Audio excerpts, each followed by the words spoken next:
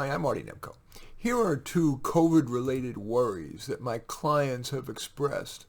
One is about holiday trips, the other about remote schooling's effects on their child.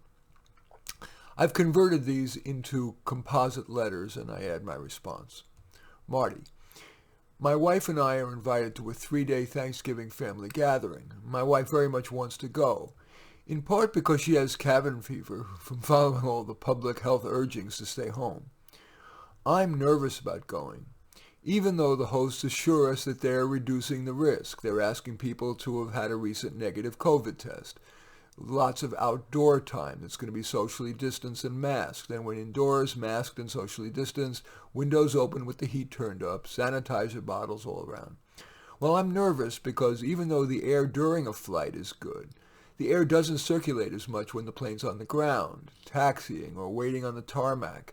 Then there's all the time on the shuttle bus, in the airport lobby or bathroom, waiting on the TSA line, the rental car line, and so on. And even though the host is taking reasonable steps, there is the potential COVID exposure from 3 days with 10 people, plus from staying in a hotel. It feels like too much risk. What would you do? Well, here's my response.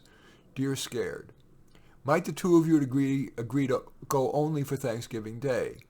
If not, might she go for the 3 days and you just for Thanksgiving, with both of you being tested for COVID before and after? Or, notwithstanding your wife's cabin fever, should you forego the trip for this year and join the group virtually for a Thanksgiving chat and toast in hopes that by next Thanksgiving, a vaccine and new scientific learnings will make an in-person Thanksgiving safer? For this year, might your wife and you celebrate Thanksgiving at home by yourselves or with one or two people whom you're confident are safe enough, with you and she taking the precautions that the host you described was taking? Here is the next letter. Marty, my child, a 4th grader, is getting a, to be polite, scaled-back education. It's just a couple hours a day, and it's really hard to ask a child, at least my child, to stare at a screen that long, let alone while focusing on math, history, and so on. Although my child has always been a good student, I'm worried that he's going to suffer from the lack of learning for what appears to be an entire school year, maybe longer. Here's my response. Dear Worried, I understand. Most people place much faith in education's power. But many students have, for example, because of illness, been forced to completely miss even a full year of schooling and aren't permanently impeded, especially if they've been, like your child, a good student before. Now, such students tend to make up a lot of the important learning. That's why they don't suffer so much, and even at home can learn a lot, especially if you supplement with individualized activities. For example, might you and your child pick activities of interest from the myriad resources that are available online?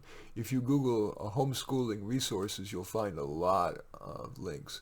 And more informally, might the two of you agree on fun learning projects? For example, some kids might be motivated to write a report on dinosaurs with both text and illustrations. Other kids about friendship. Speaking of friendship, kids can learn a great deal from peers. Are you encouraging, consistent with COVID restrictions, friendships with kids who are intellectually curious and kind? On a personal note, as a child who had a hard time sitting still in school, it would have been manna from heaven for me if I had less time chained to my seat. I've always loved learning, but wonder if net I would have learned more, and certainly more of interest, and had been a happier human being if I had had more time to be self-directed, doing self-directed active learning. I hope that's the case for your kid. In any event, I thank you for watching. I'm Marty Nemko. I welcome your thumbs up and accept your thumbs down. I always look forward to your comments, and especially like it if you hit the share button below. Share on your social media so that my efforts can have broader impact. And I am flattered if you choose to subscribe to my channel. And in any event, I do thank you for watching. I am Marty Nemko.